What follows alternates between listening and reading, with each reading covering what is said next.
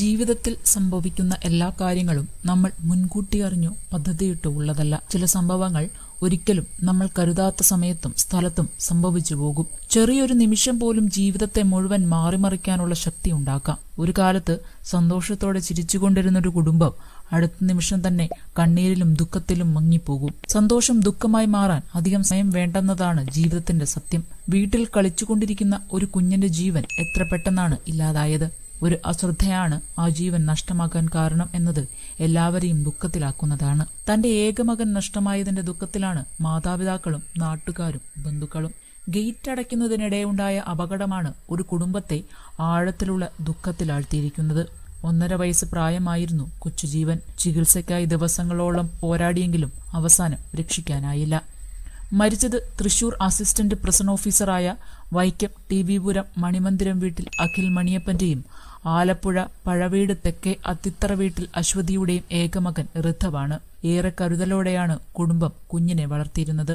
അവരുടെ എല്ലാ പ്രതീക്ഷകളും സ്വപ്നങ്ങളും നിറച്ചിരുന്നത് ഈ കൊച്ചുമിടുക്കനിലായിരുന്നു. നിരക്കി മാറ്റാവുന്ന വലിയ ഇരുമ്പ് ഗേറ്റ് അടയ്ക്കുന്നതിനിടെ അപകടകരമായി മറിഞ്ഞ് കുഞ്ഞിനുമേൽ വീണതാണ് അപകടത്തിന് കാരണമായത്. ഒരിക്കലും പ്രതീക്ഷിക്കാത്ത വിധം ഒരു നിമിഷത്തിൽ സന്തോഷം ദുഃഖമായി മാറി. കുടുംബത്തെ മൊത്തത്തിൽ ദുഃഖത്തിലാഴ്ത്തിയിരിക്കുകയാണ് ഈ അപകടം സംഭവിച്ചത് ഇക്കഴിഞ്ഞ 22-ാം തീയതി രാവിലെ 11 മണിയോടെയായിരുന്നു. അന്ന് കുടുംബമെല്ലാം ചേർന്ന് ആലപ്പുഴയിലെ പഴവീട്ടിലെ വീട്ടിൽ എത്തിയതായിരുന്നു.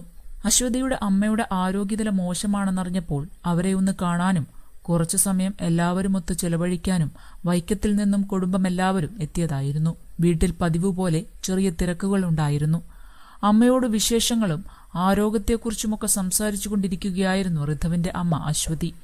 അവൻ എന്നത്തെയും പോലെ മുറ്റത്ത് കളിച്ചുകൊണ്ടിരിക്കുകയായിരുന്നു. കുഞ്ഞു മുറ്റത്ത് നിന്ന് കളിക്കുന്നത് കൊണ്ട് തന്നെ വഴിയിലേക്ക് ഇറങ്ങാതിരിക്കാനാണ് ഗേറ്റ് അടയ്ക്കാൻ പോയത്.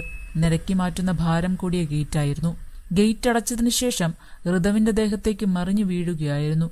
ആ അപകടം ആരും ഒരിക്കലും പ്രതീക്ഷിച്ചിരുന്നില്ല.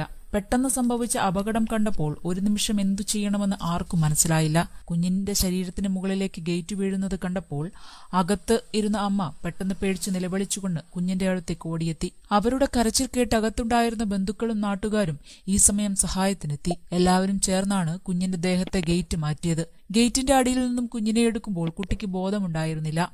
കുഞ്ഞിനെ വിളിച്ചു നോക്കിയെങ്കിലും അനക്കമുണ്ടായിരുന്നില്ല. ഉടൻ തന്നെ ആശുപത്രിയിലേക്ക് എത്തിക്കാനുള്ള മാർഗം നോക്കി തുടങ്ങി.